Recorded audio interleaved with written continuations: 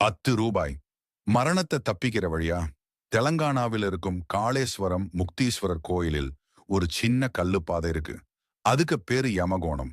இதுல நுழைய கிரால் பண்ண வேண்டியதில்ல, ஒட்டி செல்ல வேண்டியதில்ல. சும்மா கொஞ்சம் குனிஞ்சு அமைதியா நடந்து போனா போதும்.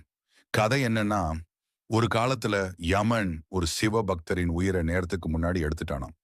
அதுக்காக மனசு கஷ்டப்பட்டு காளேஸ்வரத்துக்கு வந்து சிவபெருமான் கிட்ட மன்னிப்பு கேட்டானாம். சிவபெருமான் அவனை மன்னிச்சு சொல்லியிருக்காரு, யாரெல்லாம் நம்பிக்கையோட இங்க வர்றாங்களோ அவங்க மேல உனக்கு அதிகாரம் இருக்காது.